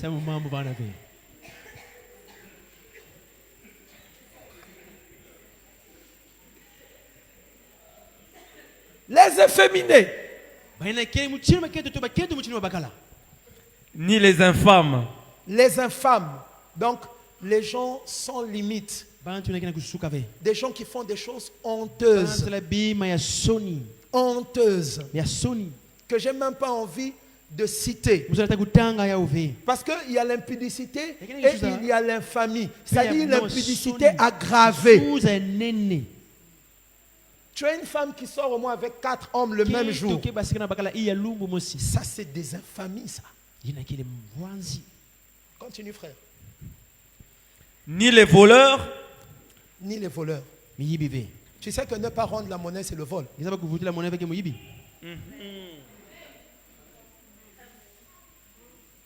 Prendre l'argent au travail, c'est le vol. C'est-à-dire recevoir quelque chose qui ne t'est pas dû, c'est le vol. Tu trouves l'argent dans les poches du pantalon de ton mari. Tu utilises ça, tu ne lui dis pas. Et ça qui moïbi. Osa moïbi.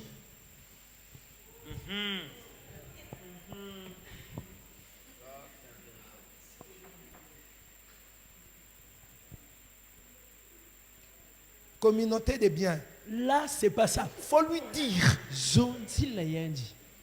Ah, j'ai eu l'argent. S'il te donne l'autorisation, tu prends. Mais tu ne peux pas prendre. Tu trouves l'argent dans ses poches. Tu prends. Lui, il ne sait pas. Et ça qui moïbi. C'est du vol. Que tu dises amen ou pas, c'est pas mon problème. C'est le vol.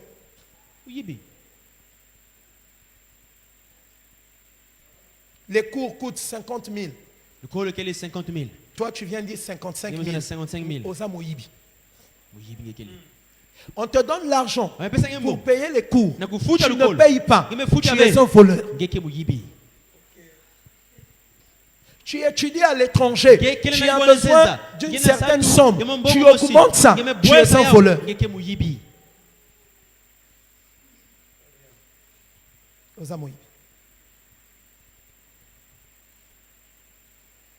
On vend 5 tomates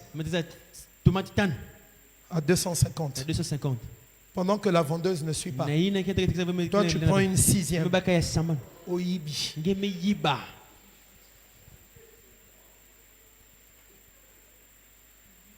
Tu as volé.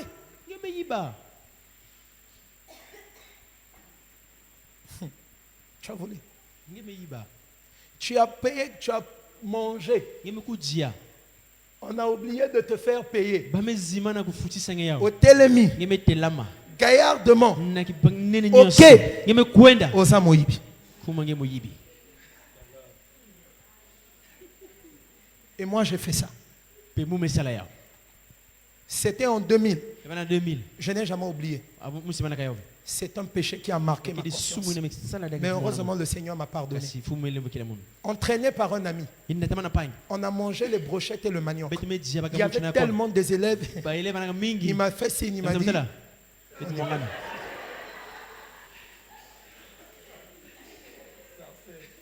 Celui qui meurt dans cette vie, c'est fini.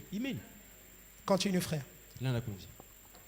Ni les cupides, ni les ivrognes, ni les outrageux, ni les ravisseurs n'hériteront le royaume de Dieu. Donc, les outrageux, il y aura beaucoup de policiers ici. Les policiers, les militaires, beaucoup nombreux ici. Nombreux ici. Quelle est la conséquence? N'hériteront le royaume de Dieu. N'hériteront le royaume de Dieu. Or, dans Apocalypse, on dit leur part est dans les temps de feu. Donc on comprend que la ville sainte, c'est aussi le royaume. Et rien de souillé n'entrera là-bas. Les cieux et la terre passeront. C'est ce que je voulais te rappeler ce matin. Les cieux et la terre passeront. Je sais que tu ne vas pas forcément changer. Il y en a qui vont se mettre en ordre. Il y en a qui vont résister. Mais ce n'est pas grave. Moi, j'ai témoigné la vérité. Et cette parole que tu entends, c'est elle qui te condamnera.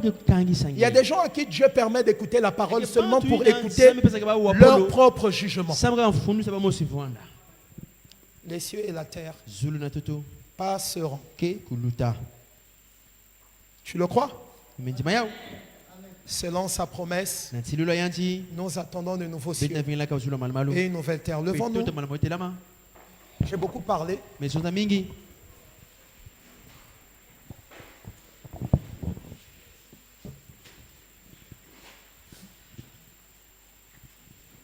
Où es-tu ce matin? Quel est l'état de ta foi ce matin? Quel est l'état de ta relation avec Dieu? Tes regards s'arrêtent où? Tes regards, est-ce que tu peux te projeter pour voir l'éternité? Pour voir la promesse de Dieu? Là où nous habiterons avec lui.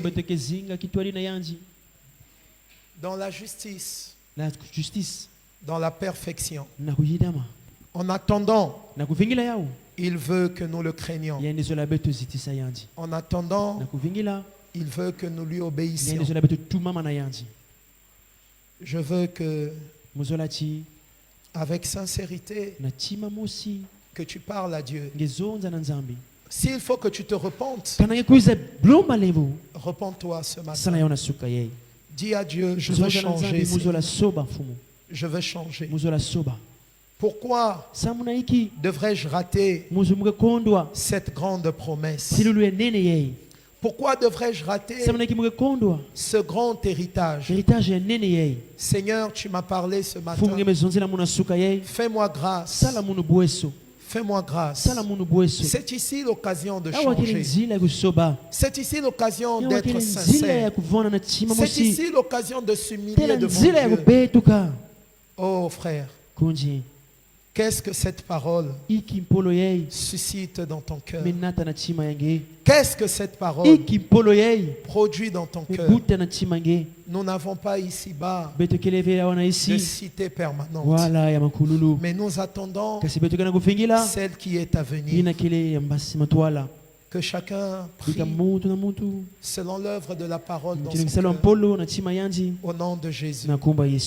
Nous voudrons nous revoir dans l'éternité avec Dieu.